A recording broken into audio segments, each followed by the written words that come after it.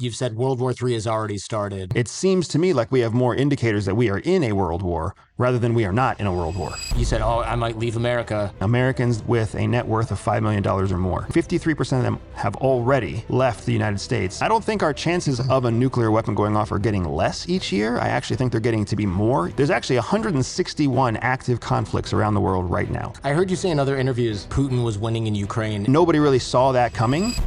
Hey, by the way, this is a weird way to start the show, but you're one of the only people who might know about this. Have you heard of number stations? Yes. Yeah. So, okay, so you do know about this. Yeah. So can you explain it actually? Or it's a British phenomenon, I'm pretty sure. So I looked it up. I mean, it's actually international. This is fascinating, and feel free to chime in where possible. I found this and I was like, I got to include this, even if it's not that relevant, because it's freaking interesting. So on shortwave radio, there are these radio stations that are basically just like a disembodied voice that's like 1, 14, 72, 45, and it just goes for forever. And then it'll stop after, I don't know, half an hour, 90 minutes, whatever, and it goes like bing bong, and then it'll just like start again with the same sequence of numbers, and it does that, and then it changes like a week later or something. And there's no call sign. Nobody's ever claimed responsibility for them. And people think that they're international because you can hear sometimes people have an accent, sometimes it's in Spanish, sometimes it's in Russian or British accent, whatever it is. And on shortwave, for people who don't know, because we're in the digital age, and I'm going to get this wrong probably, but the radio waves, they bounce off the ionosphere, so they can go around the Earth. They don't just go straight like AM, FM radio. And they can go really, really far. And I used to listen to these up at my cottage up north because we didn't have much radio. It was like rural area. So you had like a crappy, blurry FM1, WWJ, which is like my dad's news radio 95 or 950, whatever. And then you had shortwave. And I got this shortwave at like a garage sale. And it's creepy, right? And you could listen to like international music, but then the other stations that have the numbers on there. And so when I was older, I was like, I wonder if I can find what those were. Because back then you had no clue, but now we got the internet. I'll Google it. This is amazing. So first of all, I thought maybe it was pirate radio, but then the government really tries to find pirate radio stations. So how are they not finding and closing down these number stations if it's pirate radio? Well, okay, so it's not pirate radio, but no one knows who they are, and there's no call sign. Isn't that illegal? So the only person who could run that is the government or a foreign government, and that it's turned out that that's what they are. So big time nerds found out where they were coming from because they're super expensive to run, right? A powerful radio station that goes around the world is not something you could run, at least in the 80s, 70s, 80s, from like your backyard. Not going to happen. That was tens of thousands of dollars, hundreds of thousands of dollars, millions of dollars to run something like that. And they were also coming from Cuba, the Soviet Union, the US, UK, Australia, and places like Warsaw, stuff like that.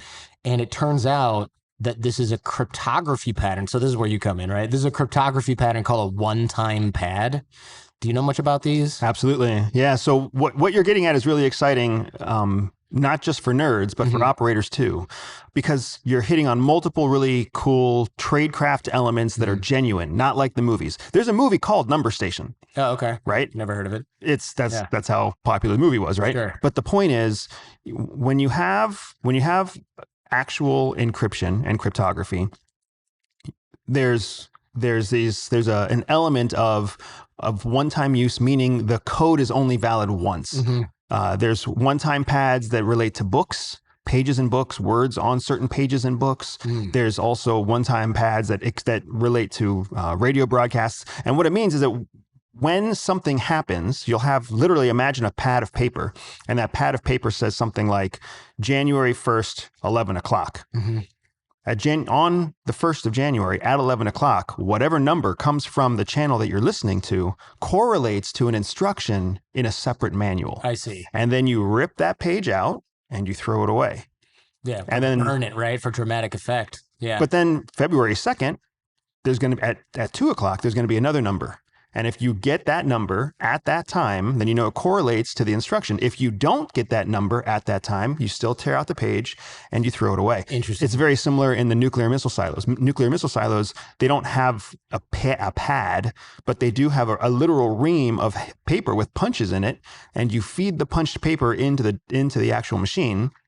And anything that happens for 24 hours, it basically is dictated by the holes in that encryption. I remember in The Hunt for Red October, I think I remember Gene Hackman and Gene Hackman, yeah. Denzel Washington maybe or something like that. No, It can't be. I can see the face, but I don't remember the name. Either way, they were going through the thing and they were like they cracked open these plastic containers that looked really cool in the 80s because you're like, oh, you can't just make that yourself. Of course you can now, but they cracked it open. They looked at the thing and that was like the code that they had to type in. And so this one-time pad, it can't be cracked because it's only used once and then never again. So it's not like unless you have a copy of the pad, right? Correct. But like I couldn't just get that sheet and then reverse engineer the code and read future messages. It's only used for that one message, and so that's probably a really basic way of explaining it. But I thought, all right, shortwave, we don't use that anymore. We have digital encryption. And it turns out that that's not true either. Correct. They still use shortwave radio, which is amazing because I thought this doesn't even exist anymore. Who would use this in the age of the internet? So there are a couple of things that we kind of fired off that are not fully accurate. First, shortwave radio and pirate radio aren't always the same thing. Pirate radio is when like an FM station or even an AM station gets pirated and is used. It's just an illegal broadcast. Correct. Where shortwave radio is actually controlled by a whole different set of governing rules. So, pirate radio that the government tries to crack down on versus number station or even, I don't know, even dissenting shortwave radio. The government's going to have a very hard time intercepting and finding the location of a shortwave dissenting radio station. Yeah, well, what I meant by that was simply that if there's an illegal shortwave radio station, you can be discovered easily. The government and the FCC in the United States goes and finds that, and it's easy to find.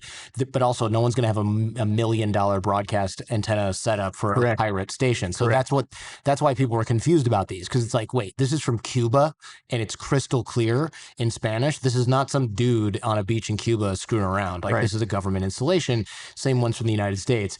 And most shortwave radio was just like it's like BBC or something, and you can just hear the news from the UK in the US before the internet, and still now. So they still use this now, and it doesn't really matter where it comes from, right? Because the Russian one comes from the Soviet Union during the Cold War. But what matters... So go ahead. You actually don't know that. That's what makes it so scary. That's what makes it so powerful. Russians can send propagandists to Canada and broadcast from Canada. And now you can have a stronger signal carrying a Russian message from even an allied country because it's very hard to identify the source of that shortwave transmission. Oh, really? I heard that it was totally easy to find the source of a shortwave transmission. I mean, it depends on the strength of the transmission, how many resources you're putting into it. But essentially, the reason that this is so useful, even still to operators today, is because a communicator can carry a shortwave radio in a pack.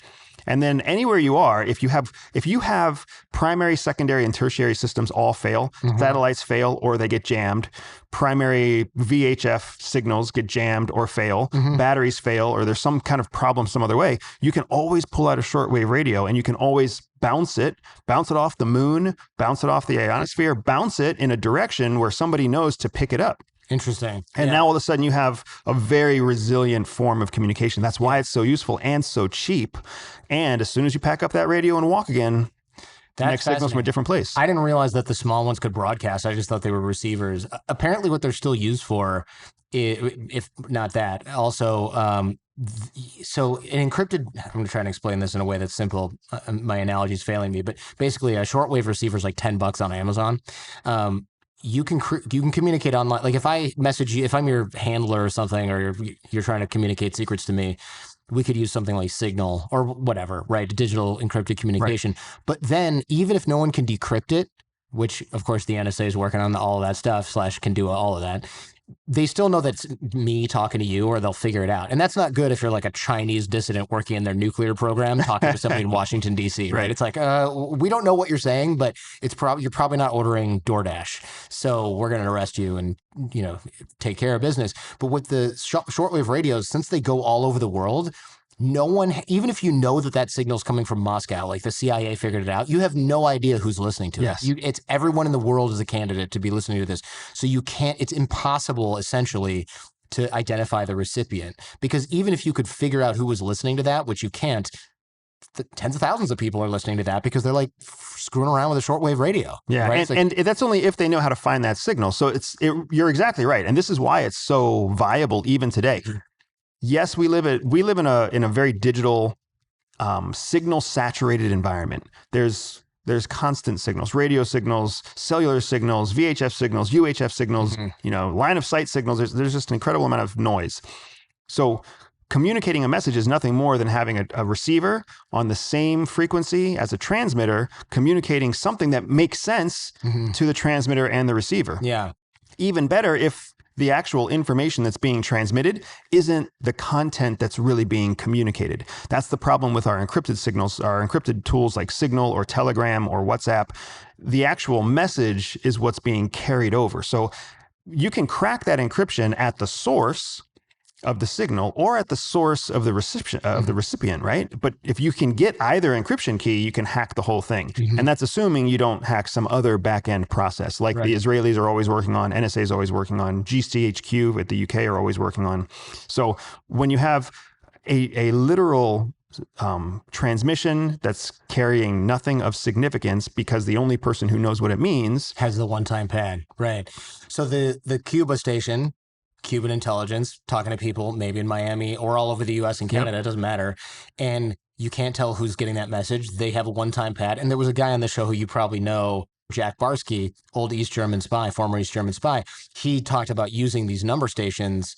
And that was what prompted me to look into this again, because I was like, I remember those from being a kid. They would say like, 1, 2, 400, right? And he would just go and sit in his home office, lock himself in every Thursday night or whatever it was. And he's like, it was so freaking tedious because he'd have to spend like 4 hours writing all the numbers, wait for it to go again, check all the numbers, use the one-time pad. And it would be like, all is okay. Your family's fine. Moscow sends its regards. And he's like, are you freaking kidding me? Like, whatever. Like, no, nothing to report. Like, it's just nothing to report. But it took 4 hours to communicate that and used a bunch of obfuscating language because you don't want to say the same number sequence over and over when it means nothing. So it's like they had to bury the lead. It's just it's but not that efficient. But it kept him safe. It did, yeah. It kept him safe, and as an illegal Russian spy inside the United States. That's how effective they are. It is, and they still use this, which I thought was crazy. Just because one encryption, it pinpoints the receiver, and you never want to do that. But I don't know. I guess my question to you is, what kind of content gets transmitted on a number station right now? Because it can't be, well, I don't know. Is it specific stuff for a specific person? Yes. But what kind of instructions get communicated to people in the field using something like this? So because it's a one-time pad, it means that the person who creates the pad and the person who creates the sequence that gets read can choose how many messages it carries, right? It could carry a message at 1 o'clock, a different message at 2 o'clock, and a different message at 3 o'clock for 3 different people in 3 different parts of the world with 3 different messages. So Jack's receiving something on Thursday night at 4. There's 6 other days of the week. There's 23 other hours of the day, right? So, and everybody could theoretically have a different one-time pad. It doesn't have to be 13 people with the same one-time pad. I see. That makes sense. Because if one person gets caught, the messages from everybody else. Exactly. Now, when you think about the utility of something like this, it sounds silly to us as wealthy Americans, where we have one of the world's leading intelligence services. We're like, why wouldn't you do something more efficient? But put yourself in the shoes of like a Nigerian intelligence service, or put yourself in the shoes of a Pakistani intelligence service, or a Malaysian intelligence service. Now, all of a sudden, you don't have the budget or enough viability to actually reach into the deep, expensive tech because, what you're trying to collect on is something that even your own government doesn't see as a huge priority, right? Dissidents and people who are speaking out against whatever. Or you're trying to keep a secret from the United States and the West, and you know that your satellites are owned, right? So you also have the opportunity where people are talking, countries are talking to each other. Myanmar could be talking to Vietnam using a number station, a pad between the two of them. Oh, okay. Right. So now it's a whole different, like not necessarily diplomatic channel, but an effective collaboration tool for something else, for you name it. Yeah, that's interesting. It would have to be a non-diplomatic channel, right? Because otherwise you would just say, oh, yeah, we had a transportation meeting. Right. And then you just wouldn't talk about it. It's not open source, exactly. Right. Yeah, it's closed. That's interesting. Well, weird show open, but I've been fascinated by those for a while because I used to just listen to them. I would just listen to some guy with a rough Cuban Spanish accent be like, uno. Like, okay, like, what is he doing? Or German or Russian. Because look, man, 80s kids, that was the only foreign language exposure that I had at all for, 15 years, except for like middle school French. That's not very interesting, right? It's an old lady who's, telling you to sit up straight in your chair. It's not cool like Russian and Cuban Spanish and German was during the Cold War, because it would be like, this is from East Berlin. This is pretty freaking cool, man. Even though it could have been coming from Madison, Wisconsin. Could have been coming from Madison, Wisconsin. Yeah, that's true. That's true. Although I got to look this up, because I could swear that when I researched this, it was just relatively trivial to find the source, but it doesn't matter, because if you know it's in the Soviet Union, what are you going to do about it?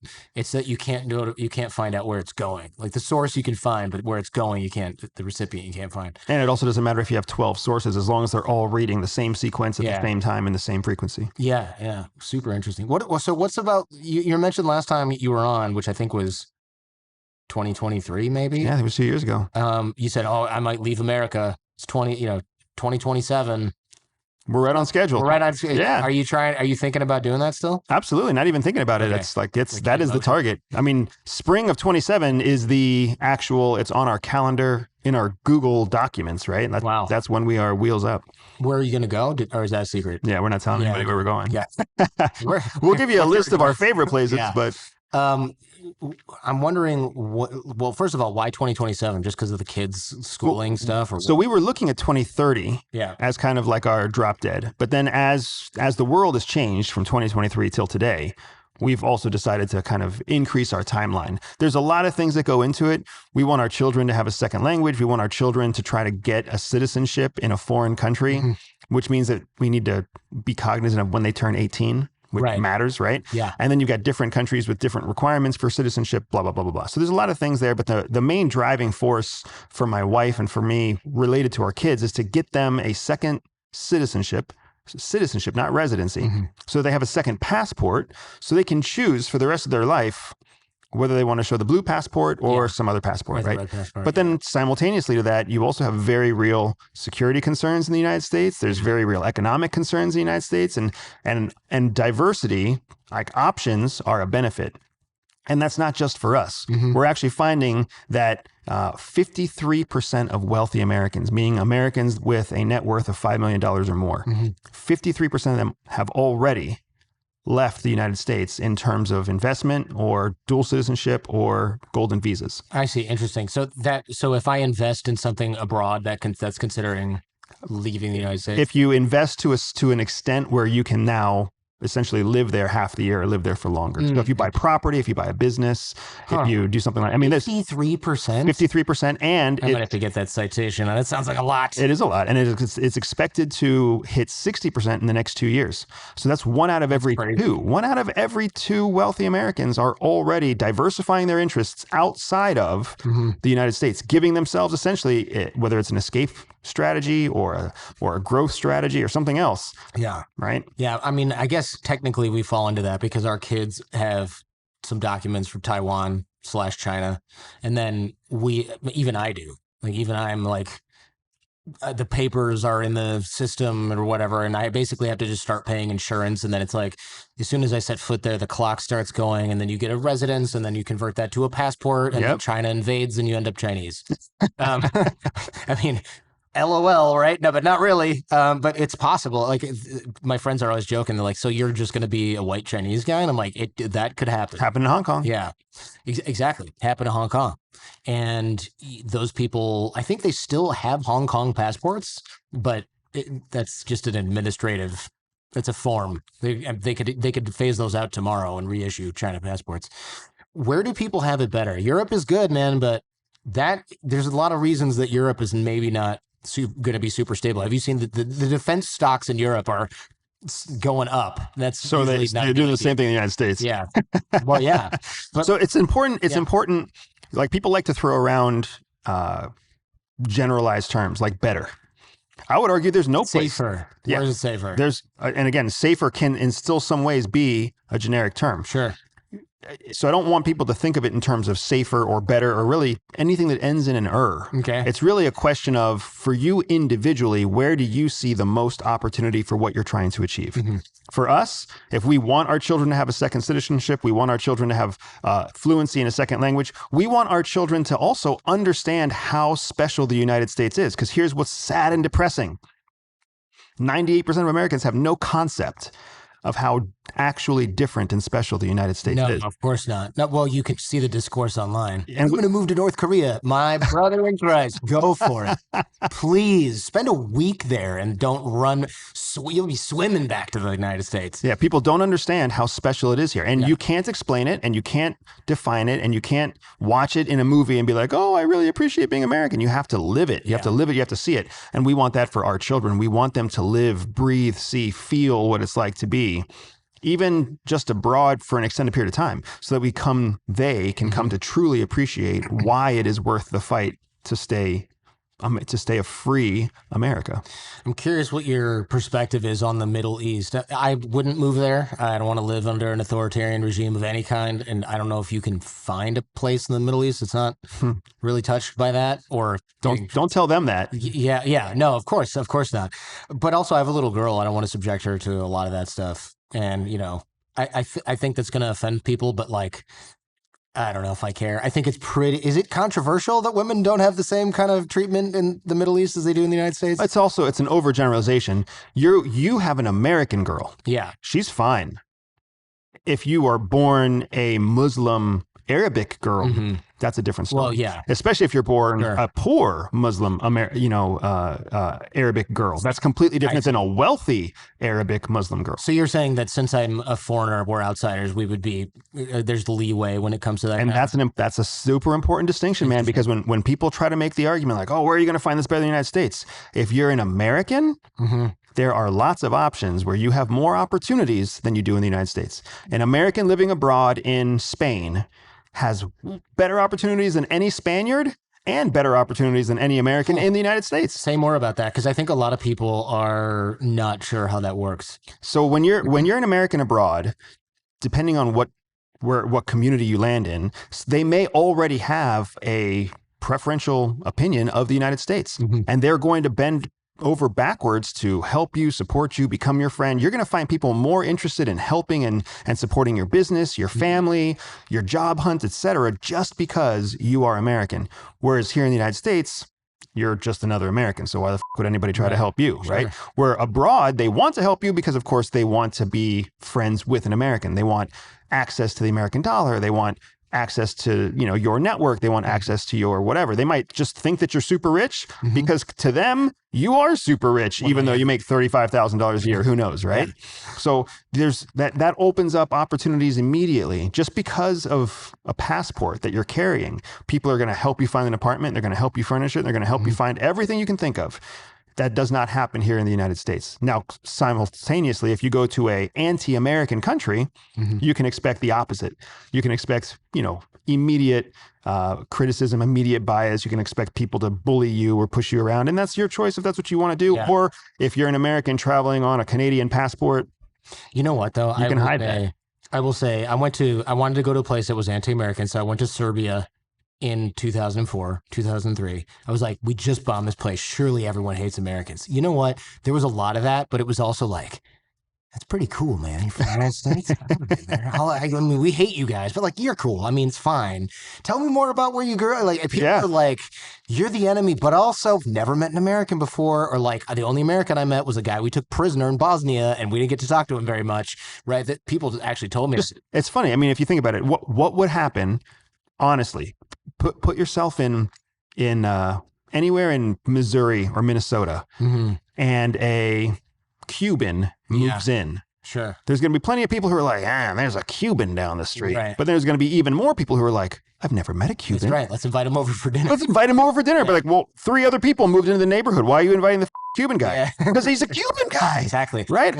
I want to learn their music. I've always wondered about plantains. Who knows why, but they're going to get extra attention just because they're different. Man, it was probably 1989, my neighbor had a Russian guy come and stay at his house. And I was like, oh, Russian guy. My parents were like, really? Wow, what is he like? And I was like, well, he has offensively strong body odor. This guy was probably, I mean, I was a little kid, so he seemed like a giant. He had like a huge beard. And I remember being like, this guy has not had a bath in a really, really long time. He was super nice guy, super friendly guy. But I remember him just being blown away. We had a computer in the house and he was like, what is this machine? Because he'd never seen one before. I mean, computers were relatively new then anyway, and he had never seen one. And then he was like, I can't believe that everybody has a car. He's like, I don't even know anybody who has a car in the Soviet Union. Like, I don't know a single person that has one. There's taxis. That's it. Those are the things I remember him telling us because his English was pretty limited. But yeah, we were fascinated by this guy. And he broadened your understanding of life. Yeah. Right. Even if it wasn't, light years, he broadened you more than the average person who never heard, who couldn't even conceptualize the idea of somebody an adult not having a car. Although I will say their stereotype that all the Russians were like big, strong bears, where you're like, well, that part's true. Because this guy, I remember his hands were so huge. They like eclipsed. Again, I was a kid, but I've shaken an adult hand. This guy was like, it was like really strong. And he would pick us up and throw us around because that was another thing that he wasn't afraid to like wrestle around and like throw things at us or like throw us around the house. It was fun.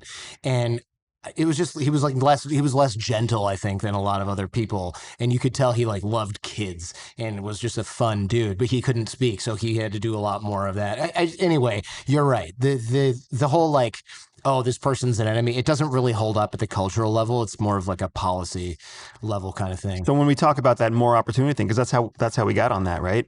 More opportunities if you're an American living abroad in a pro-American state. But then when you start thinking about your children, when you start thinking about your own kind of long-term maybe health or well-being.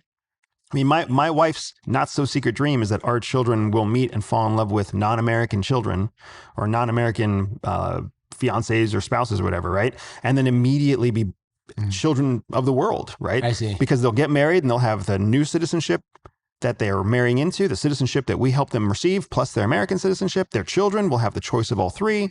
And not only does that give you options in just community, but it's every one of them has a different educational system. Every one of them has a different welfare system. Every one of them has a different healthcare system. Every one of them has a different access to other countries. The United States cannot go to Iran. If you carry a Turkish passport, you can walk right into Iran, right? And that's not to say that you want to go to Iran, but you might want to research it before you do, but you can. But there's options. Yeah. It's true. If I've done the math on this before, and it's like, okay, if my kids have a Taiwan passport or a Chinese passport and a U.S. passport, and then they marry somebody who has a French passport and a Spanish passport or a Moroccan passport, then my grandkids will be Moroccan, Spanish, Taiwanese Americans. Now, what makes you even go down that path? Do you see what I mean? It's just interesting. But also healthcare system. Like my insurance policy is if I get debilitating cancer, Kaiser Permanente is like, oh, see that line 48 of page 306? Sorry. I'm just like, well, I'm going to Taipei because I've been paying $30 a month for health insurance for 20 years. I'm going to have them cure my cancer. And it's a better healthcare system in the United States anyway. And right there kind of demonstrates to me that wealthy way of thinking. Yeah. Right. Yeah. You can put $30 a month into something that you don't even see. Right. And then the idea of relocating your whole house, not to another state, but to another country on the other side of the world that is clearly in the crosshairs of a nearby neighbor. Right. Even when you do all that, you're still like, yeah, we can do that. Yeah. We'll drop $15,000 or $7,000 or however much to fly everybody and relocate there in a heartbeat. Yeah. Yeah. The average household can't do that. Can't even conceptualize it. They can try. They can ask and borrow money from friends. True. They can take a loan. They can sell their car and have $10,000 in cash tomorrow. That is true. But they don't even think of it. That is literally a mindset of the wealthy, because the wealthy are always trying to protect the assets they have. I think also partly, I've always kind of been this way, right? I was an exchange student in high school. So that got me thinking internationally from an early age. And I studied abroad because I was like, hey, you don't have to take accounting 101 and calculus. You can get other credits while you screw around in like this place. And then they caught on to that and they're like, no, we're going to make people take those classes there. And I'm like, what if I go to a place that doesn't have an official University of Michigan study abroad program? They're like, we have it in 32 countries. And I'm like, what about Ukraine? And they're like, no. Can I go there? Yeah, but we have to approve it. Okay, fine. I'm taking Russian in Ukraine, which I did. And they were like, fine. I mean, I feel like half of my life's achievements were reluctantly handed me, like, here you go, you son of a bitch. Like I'm watching you. You technically, what's it called? Malicious compliance. Oh yeah. Like, I'm going to follow this to the T to your own detriment. And even though like that's not what you intended, make your own concentration, study abroad in a place that they didn't approve, but they said they kind of, they have to. Their hands are tied. They have to.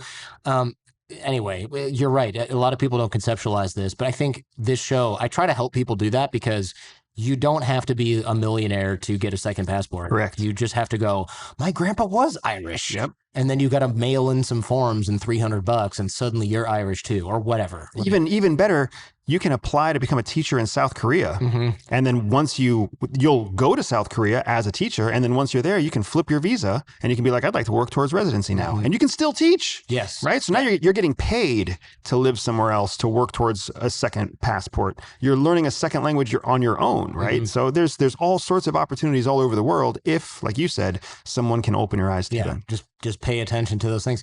Switching gears a little bit, I'm wondering what kind of guidelines / training that you can talk about that the CIA gives you after you leave. Because I know you probably can't associate with certain people. It seems like you can't even probably go to certain places and talk about certain things even inside your own house. Because I think it's like, okay, we know Andrew worked in the Middle East and his wife also, so we're going to monitor them. You can't just be like, remember that time we did that thing in Dubai? It's like, you can't do that, right? I mean, you still have to almost pretend like you're still in the game. So it's a great question. There's no training. There's no training that they give you after you leave. When you leave CIA, it's such a nasty thing to talk about, right? CIA is a little bit like the mafia. I was going to say, so the mafia or a cult? Yeah. So they make it very, very hard for you to leave. They put as many disincentives as possible into the process of leaving. So they don't help you find a job. They don't clear your background. They don't help you with your resume. They don't give you any kind of transition assistance, which is what you get in the military. They want you to go out, they want you to fail, and they want you to come crawling back. Right, okay. I know when my wife and I left, we were 2 of 5 people in our peer group, meaning the group that started with us in 2007. By 2014, when we left, we knew of 3 other people who had left in the same year that we left, right? 2 of the 5 came back within 6 months.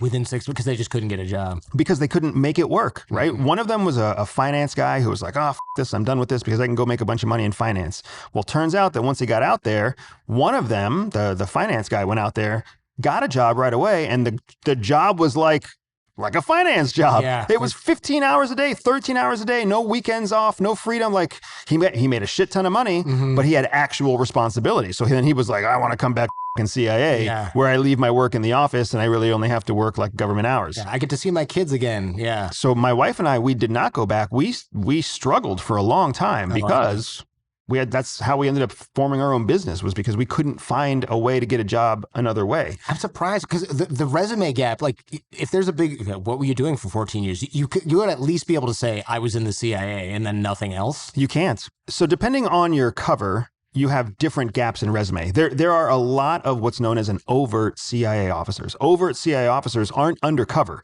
So there is no technical resume gap. They are employed by CIA in a certain year, and then when they write their resume, they claim it. Oh, so they say like, I was a Russia analyst for the Central Intelligence Agency for the last 8 years. Correct. Their tax records pay them. They have a history with the IRS. Their mortgage says that they're CIA employees, right? They're not covert. So overt people have no break in resume, which is part of the reason why CIA saw such a huge exodus with the first Trump administration. Because they lost analysts and cartographers and creatives and alias docs people and logisticians, tech people, because they were overt and they could immediately make the jump to Google or OpenAI or whatever it is. But covert officers, when they sign up, they sign a secrecy agreement. They sign 2 different secrecy agreements that are specifically related to the release of information related to their operational activity. Well, your cover is part of your operational activity. So when you are a covert CIA intelligence officer, which is about 10% of the whole body of CIA, now CIA controls everything. So they can tell you what can and can't be put on your resume. They can literally line out certain words that you use in your resume. And when the time comes that you leave, they essentially provide your exit resume, which with your cover identity still in the resume, because they need to go through a cover rollback period where they review your operational background before they can clear it. So it says like fry cook. For 7 years. Did you buy? And no shit, dude. God. You can laugh all you want, but you can. That's terrible. Literally, you're a middle manager for a tire company, and here are your references, and here's all your accomplishments, and it's all fake, so that when anybody calls your references, there's no answer. And when they email the company, there's no response. Like, and so nobody can verify or validate what you did for those 3, 7, 12, 15 years. And they're like, you want to explain this? And you're like, I can't. And then they're like, all right, weirdo who is probably in prison. Well, thanks for coming in. Who's lying about their resume. Right. Exactly right. And that's something that CIA puts out there, because when you leave, they also don't put you in a terminated status. They put you in a leave without pay status, so that it's that much easier to process you when you come crawling back in. Like, turns out I can't get a job. Oh, really? Oh, that's so sad. Luckily, you happen to have your desk already set up. we still have that cat thing that does the arm wave on your desk. It's still cranking. You might have to reset the clock. That's crazy to me, man. It's brilliant. It's brilliant, right? They make it so hard. Bunch of dicks. They put so much money into training you. They don't want to lose you, and they also understand that when you're inside CIA, you don't know how the real world works, and that's something that's important too. The real world is a very difficult place to be, and when you are part of an elite unit like a clandestine CIA officer, your life is it's dangerous at times, but otherwise it's pretty fucking good. Yeah. Right? You're paid a government salary, you never take work home, you can't really work on the weekends. They can't call you in on the weekends unless it's going to look really suspicious, right? So you end up looking like a real person, or looking like a normal person. And that's if you're not in some sort of privileged cover position, like a COO or a CFO or an investor or an innovator, right, where you're driving nice cars, staying in excellent hotels, flying first class everywhere. If you're in a really privileged position, life is super easy. That's what I wonder, because I'm like, okay, he's got a law degree. Let's make him a corporate lawyer. Let's put him in a like a oil and gas related industry in the United Arab Emirates. It's like, okay, so my cover is I'm a multi-millionaire attorney with a bunch of cars, a driver, a chef, a maid, an assistant, a full office backup, and I fly like on a company. On a private jet? Yeah, this is all, like, I'm not going any. No, I want to be a real corporate lawyer where my boss gives me shit every day and calls me in at 11 p.m. on a Sunday to wait for a fax. Nobody's ever going to do that. And that's what it looks like. Yeah. And that's a big part of why CIA wants us to have just enough space to kind of hang ourselves. Like, hey, you want to leave? You can leave. Go see what the real world is like. Go see how hard it is to find a job. This is like Amish people. You know how they have Rumspringa, where they're like, no, you want to leave the community and go experience the world for 4 years? Go ahead. And then guys are like, I'm going to meet so many girls. And then it's like, Mom, I'm coming home. They have a couple beers. And where's my assigned wife? Right. Yeah. And I'm like, this is pretty hard. There's a lot of bad shit going on out here. Even driving is tough. Yeah, they come back home. Most of them come back home. Yeah. Obviously. What's in the president's daily brief? You have any idea? So the president's daily brief, it's interesting.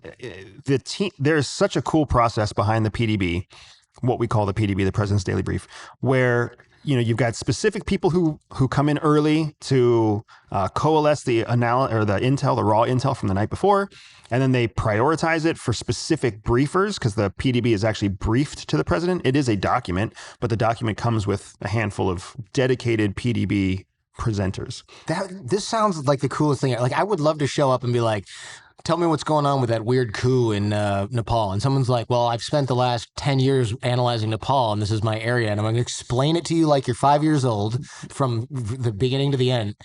I want to do that all day. That's not exactly how it works. Because that would be way cooler. That would be way cooler. In fact, what it is it's like some middle management analyst who's trying to, get the next checkbox on their promotion becomes the dedicated briefer. They don't actually have a deep expertise.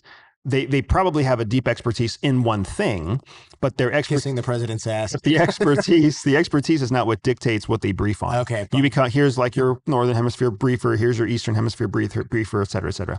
Here's your imminent threat briefer. And these briefers all show up every day to brief the president, but the president only has a limited amount of time. So you might show up at work at 2:00 in the morning to start prepping for a 7 a.m. delivery to the president, only to then not actually get your time. Yeah, but you still log off at 2:00. That'd be a bummer. But I guess you still show up and stand there in case he asks any questions. You still make the commute from Langley to the White House every day. Like, you go through all the motions. As long as they give you bagels, it's fine. Government bagels. Government bagels. But White House bagels, though. White House bagels. I don't know. West Wing bagels. Yeah. Wait, so that's a shop right there. What's that? That's a shop. Somebody needs to come up with that. West Wing bagels. West Wing bagels? I would go there. It probably exists already. I have to Google that. I should have asked this earlier. How come you can talk about being a former clandestine operative in the CIA, but other people who come straight out can't do that. So there's obviously some kind of... So we were talking just a few minutes ago about how you have to have your cover rolled back. Yeah. When your cover is rolled back, you are made an overt employee because they basically clear all of your they clear what you can and can't talk about from your operational history, and then also give you the bureaucratic check mark that takes you out of the covert category and into the overt category. Mm-hmm. Now, in 2014, when my wife and I left, it was very rare that people would leave. They were seeing an increase in people leaving.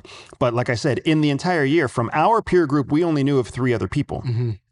Total attrition in CIA in the year that we left in 2014 was less than 1.5%. So they were losing like 1 undercover officer a month on average. Wow. For a year. And the classes of these are not huge, right? Right. Yeah. Not big at all. Well, I mean, they were big during the war on terror. I mean, you're talking about 200 to 300 person classes that are being cleared multiple times a year. You're losing 12 guys a year. A year. It's under 10% of your clandestine core, but that attrition is agency wide, all overt and all retirees. So you've got, I mean, it's not many people that are leaving. The first year of Donald Trump, when Donald Trump became the executive and CIA falls under the executive branch, then they saw a massive attrition to the point where I think at its peak, it was 30 officers per month. Wow. That were leaving. So in 2014, when my wife and I left, we put in our resignation. We got our leave without pay status. They told us it'd be 6 months of leave without pay if we changed our mind. Mm-hmm. And then they would start the cover rollback process, and it would take an estimated 2 years. It took exactly 2 years. So in 2016, like early spring of 2016, we got our official rollback letter. By the time, and it took them 2 years to review us. Okay. But everybody who left after that became part of a wait list. Yeah. I know people right now who left in 2017 who are still waiting on a cover rollback. And that's what's created this incredible network of, we call ourselves alumni, this incredible alumni network of CIA, former CIA all around the world, where we know what each other can do. And we also know the difficulties of being able to document it. Mm-hmm. So people are always trying to help each other. There's entire LinkedIn networks dedicated to CIA alumni who are trying to help each other. It would be... I assume many of these people have had the idea to start a company where you just hire former agents, because if everyone's desperate for a job and they're highly qualified, but they can't talk about it, except with other people who have clearance, then you could clean up if you were hiring. Arguably. Yeah. You know, it's funny because this idea has actually started a few times. People have tried to do this, sure. But what ends up happening is everybody's a government employee and they have no concept of how business works. Okay. So you might start a business and you might understand how business works. And you're like, oh, this is going to be great. I'll get all these qualified former CIA people and then we'll all create a consultancy and we'll go in together. Well, they don't know how salaries are determined and they don't have any concept of profitability and they don't have any concept of operating costs versus fixed cost and long-term growth and what a growth rate is and investor payback. Like the employees just don't know that. So you might start a company and you're like, this is going to be great. And then your first handful of CIA officers come in. For the first 2 months, they're happy to have a job. Right. But then after that, they're like, what the are you paying me $100,000 a year, but you take home $300,000 a year? I want a raise. And they're like, no, you don't understand. I'm the business owner. I own the company. I take the risk. And they're like, no, you're CIA. I'm CIA. I don't see the difference. And this is not just a CIA phenomenon. This is former, Navy SEALs. This is former MARSOC raiders. This is former, NSA. When they come out, they don't have any concept of meritocracy, real meritocracy. They don't have any concept of profitability. So they can't speak business. That is unfortunate. Because otherwise they would clean up. Yeah. I mean, all you have to do is do a good job that's how this all works. You do a good job for a while and you start to earn a lot more money instead of just looking for the next best thing. Sheesh. I know you and a few folks like Ryan Macbeth, I don't know if you know him, you've said World War III has already started. Is that, you still think that? Yeah, I mean, I don't think World War III looks like World War II. Right. But I do believe that whatever we are referring to when we talk about a world war, it seems to me like we have more indicators that we are in a world war rather than we are not in a world war. Sure. What are you looking at indication-wise for? So I look at the number of active conflicts around the world right now. Right now in the United States, we're very focused on like 2 or 3 conflicts. We're focused on Israel, we're focused on Ukraine and Afghanistan and Russia, and then sometimes we're focused on something else, right? Like China, cartels, whatever. And yeah, maybe it's Mexico, maybe it's China encroaching on us, whatever. But that's what we think conflict is. There's actually 161 active conflicts around the world right now. 161 different conflict zones where bullets are being fired and explosions are going off, right? The oldest conflict zone is actually Colombia, the oldest out of all those 161, and nobody even thinks about conflict in Colombia. When you look at each of those conflicts, what you see is it's not just one group against another group in the same country or even across a state boundary. It's multiple countries engaged in supporting one side or another side of the conflict. Proxies. Yeah. And that proxy conflict is unique. Proxy conflict didn't really exist prior to maybe 20, 25 years ago. Everything before that was basically either interstate or intrastate, meaning direct national. Vietnam and stuff like that. I mean, that was a proxy conflict. That was a proxy conflict that originated as an intrastate conflict, right? That was two. Sure. That was inside North and South Vietnam, initiating on their own, and then everybody else coming to the table. Right. Okay. Whereas many of the conflicts that we see now are instigated by external factors. I see what you mean. Okay. It's in there. There's an economic benefit. Like that's what the world is. That's what first world countries have learned. There's a massive economic benefit to war where you are supporting it, but not engaged in it. Right. Yeah, definitely. I mean, this is kind of Russia's game initially. It's the United States' game too. Now it is for sure. A lot of people thought World War III was going to look like another World War II, but it kind of looks like the Cold War instead. I mean, at least as far as like proxy conflict. We always try to find a way to frame something coming up with something we understand from the past. Of course, that's what history's for, yeah. Yeah, but it's very difficult to do that. Like modern weapons, the battle lines in Ukraine look more like World War I than they look like World War II. The trenches, you mean? Yeah. Except for the drones. And the drones are different, but now the drones look more like balloons, right? Remember, the balloons transformed the World War I landscape. Dropping bombs from gliders transformed World War I. And then that's what gave us the idea for actual bomber jets and bomber planes in World War II. And now we've got drones dropping grenades, drones acting as kamikazes. It's a whole different evolving landscape. And that's what we need to understand. When people think World War III, the common misconception is that a nuclear weapon must be used. If you're waiting for a nuclear weapon to go off, that's not going to be World War III. If a nuclear weapon goes off, we just entered a whole new level of nuclear conflict, right? And I don't think our chances of a nuclear weapon going off are getting less each year. I actually think they're getting to be more each year. Yeah. But I don't know why people think it's going to look like a thermonuclear weapon being launched from a missile silo and going off in the middle of a first world country. That's not what it's going to look like. It's going to look like a tactical nuke in Ukraine, probably, or in international waters, right? Like you could imagine seeing a dirty bomb or a tactical weapon being used. Who knows? And the attribution of that weapon being unclear. Oh, you think? I mean, is that even possible to deploy a tactical nuke and not get caught doing it? Oh, absolutely. I mean, I didn't say they wouldn't get caught. The attribution of the weapon would be difficult to. So just. Oh, you'd see who launched it, but maybe not who provided it. Correct. Yeah. So just basic thought experiment. A nuclear weapon that's put into a grenade launcher, like a shoulder-mounted grenade launcher, makes its way from Russia to Belarus. And then from Belarus, it's actually used in Kiev. Well, who's responsible for that? The Russians or the Belarusians or the cutout that the Belarusians handed it to that actually used it inside the country of Ukraine. Right, sure. No, those are just little green men, right? They're not ours. It would be something like that. Yeah, that's true. That would be tough. I heard you say in other interviews that you think or maybe thought Putin was winning in Ukraine or in terms of Ukraine. Do you still hold the same opinion? Absolutely. Yeah. I think if anybody thinks Putin's not winning in Ukraine, I would love to understand your logic there. Yeah, I think so. I thought Ukraine would be done for the most part by fall 2022, and that the East, the South, et cetera, would be taken by then. I don't know. The only reason that didn't happen was because of the counteroffensive that was supported and mounted by the West in August of 2022. Yeah. And there was a big feint, like they were trying to make it look like it was going to be predominant intelligence at the time, both overt and covert, said Russia wants to go south. Russia wants to connect a land bridge that goes all the way to Odessa so they can basically close off the Black Sea, and they own everything Ukrainian. That's strategically sound. That's what I said. That's what many analysts said. And then the counteroffensive feigned, the Ukrainian counteroffensive feigned an attack in the south, but actually was a counteroffensive in the north, right? Which made sense for them because it ensured that they could harden their nation's capital. And they could push back very thinly stretched they can Russians resources. But that whole southern corridor never really got closed off. The lines of conflict in the south have barely moved.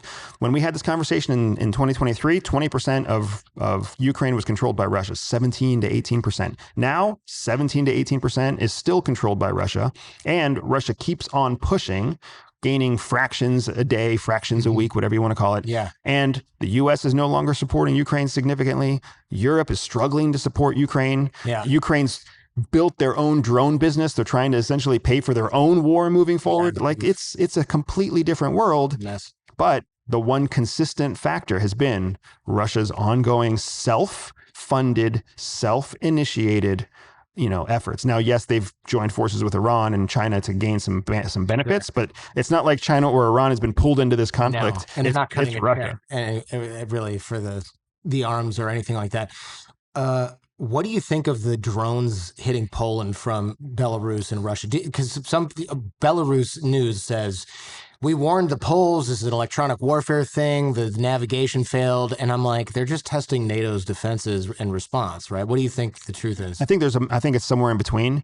We've also seen where Ukrainian anti-rocket efforts have deflected Russian rockets into Poland. So we've seen that happen too. War has collateral damage. War has things that don't happen in nice boxes. So it doesn't surprise me that we're seeing drones crashing in a NATO country.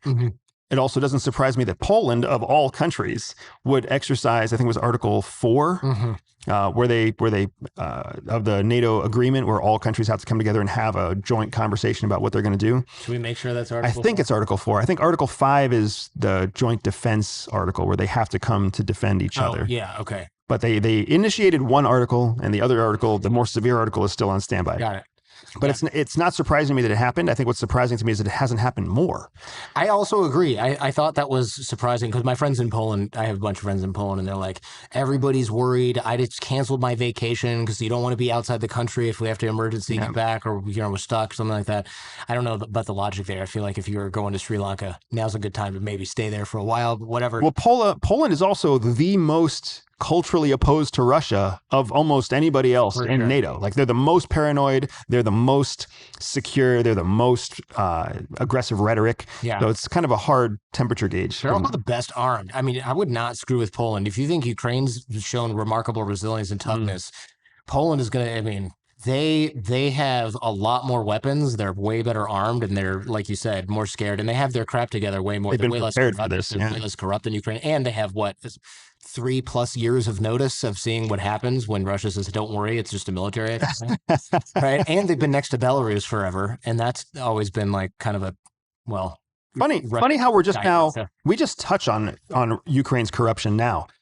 Like the rhetoric in 2023, 2022 was that Ukraine wasn't corrupt. That's ridiculous. I mean, do you remember that? Who lived in Ukraine? I'm like, excuse me, I got robbed at the airport by customs. I never believed that crap. I'm just saying, you are internationally traveled enough to have known the truth, but the average American person believed we were fighting in Ukraine because Ukraine was a democracy. We were fighting for Ukraine because Ukraine was a democracy, and we were defending democracy. And nobody would touch the corruption there. Proxy war. I mean, until 2 years later, when Zelensky himself, just to re-win favor from Europe, had to root out corruption. And he was like, hey guys, we've been corrupt for a long time. We lost a bunch of money. So we're going to, get rid of all these generals and ministry leaders. Yeah. Look, no shade on the Ukrainian people. They're brave and resilient. And I loved Ukraine. I just got robbed by the cops. One of the things multiple times, I've told the story on the show before, but one of the main things that all of my Ukrainian friends told me was, if the police talk to you, just ignore them.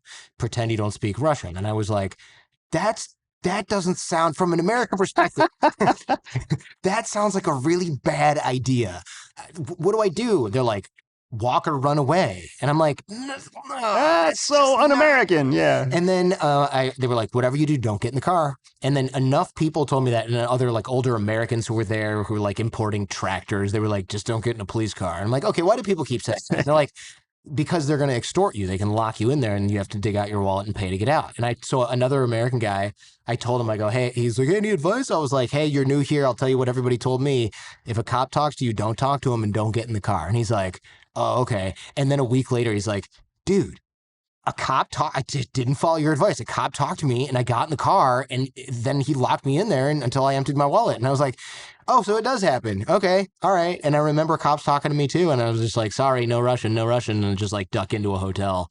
Here's a pro tip. If you're in an authoritarian country, duck into a nice, fancy hotel or business. Doesn't have to be yours. They're always it probably wouldn't be yours. Whatever. Duck into any business owned by a really rich person that's nice, because rich people are above the police, and the police are not going to go into the equivalent of the Four Seasons in Odessa, Ukraine, and start screwing around with the people who are staying there, because those people are the clients of the oligarch that owns the property chain, not somebody that you want to mess with if you're a cop who is trying to get the lunch money.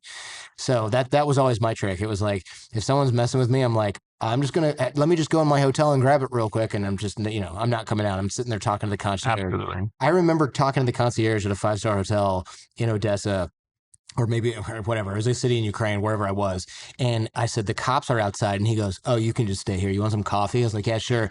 And the cop eventually sort of like wandered in to look. And the concierge, I didn't understand what he said, but it was basically the equivalent of, get out of here right now, or I'm going to call my boss, who's going to call his boss, who's going to call your boss's boss's boss. And you're going to be outside with an empty pot collecting change after this, because that cop was basically like this and then just sort of like, oh, like one of the hands in the air shuffle away kind of things. And I remember seeing that cop, because he would always screw around in the cyber cafe. He didn't have internet at home. I remember those. And I remember being like, he was just like, oh, I'm not going to screw with that guy because he's staying at the whatever. And I just remember being like, wow. That's a solid pro tip. Works. Yeah, it's a pro tip. Duck into any hotel, duck into any restaurant, any business. It probably, unless if state security is chasing you, that's different. And then they have cause. They have cause. But if it's a traffic cop that wants a bribe and you're in, I don't know, Bosnia, go back to a 5-star hotel or any business that's internet, a nice one, and they are just not going to screw with you generally. No guarantees. Don't at me if this gets you beat up. It's better than getting beat up. You probably won't get beat up if you're inside the hotel or inside the business. Very unlikely. Right, exactly. So what do we think is going to happen in Ukraine? I mean, they're kind of a pawn at a table, according to pretty much everybody. Yeah, they've always been a pawn at a table, right? Like the Trump, I believe that what Trump understands about Ukraine is that we are, in business terms, we are sunk cost into Ukraine. Mm-hmm. And we've sunk this cost in order to advance our weapons knowledge and our weapons capabilities. And we have that. And as a result of the conflict in Ukraine, we realized the importance of drones, and we were able to start developing and creating new military style drones in the US. And we were only 5 or 7 years behind China, who has been doing it for a longer period of time. So we got those benefits from Ukraine. And to a certain extent, the money that we paid was to help us get that experience without having to get it at the receiving end of bullets and bombs, right? But the other side is, we want to be able to rebuild Ukraine when the war ends. We want to be able to rebuild. We want to be able to send out loans and lease agreements. Yeah. We want to be able to have American businesses that win the rebuilding contracts for Western Ukraine when all this is over. Likewise, Putin knows that he's going to boost his economy by rebuilding Eastern Ukraine. Yeah. Right? So that's part of how the game works. Yeah. But we need the conflict to end before then. It looks to me a little bit like Germany. I'm not saying the Ukrainians are Nazi Germany in World War II, but I just mean it's going to potentially be divided up. And that's what we were saying back before too. Yeah. Even as much, and Putin is a master manipulator. Putin is an excellent misinformation and disinformation propagandist. Mm-hmm. But to a certain extent, what he has done is he has made limited claims from the very beginning that now, 4 years later, we look back on and we're like, well, Putin always said that he didn't really want to take all of Ukraine. And he always said he didn't want to threaten its sovereignty. All he said is that he didn't want them to become part of NATO. So now, because he's been so consistent for so long, now we have that as our own justification for, well, Putin has been saying the same thing for 4 years, so we might as well trust him now. Yeah, that's not how he works. No, but that's how he knows logic works. Sure. Yeah, exactly. I mean, Russia needs agriculture resources that are located in Ukraine. The West basically just needs contracts, like you said, and Ukraine as a buffer from Russia for the rest of Europe. And that's just what Europe needs. That's not even what we need. Yeah, that's true. If anything, I think the United States, and I think Donald Trump knows this too, if the United States does pull out of NATO, and if they don't have a buffer against Russia, they're going to have that much more of an impetus to continue increasing their defense spending. Mm-hmm. And guess who's the world's #1 weapons exporter? Yeah, it's going to be the U.S. It's the United States. Yeah, and depending on if we blow it. Because right now, they are afraid to buy, well, supposedly, they're more and more afraid to buy weapons from us because we can turn off the spigot. Correct. So they're enhancing and re-engaging their own domestic defense industry. That's the missteps that the United States, and this is the problem with our current political climate swinging so far left and so far right. It's unpredictable. It's totally unpredictable, not just to us, but to all of our allies. Yeah. And our allies are not just our allies because they're democracies. They're our allies because they buy our weapons. They buy our tech. They run their money through our financial systems. They trade in US dollars. That's what makes them allies. Yep. So when China watches us freeze billions of dollars in Russian assets, China's like, well, shit, we're taking our money out of the US dollar. And that's exactly what you saw in 2023 and 2024. They took all of their resources out, which really helped exacerbate our own inflation. Exactly. They didn't do it to create inflation.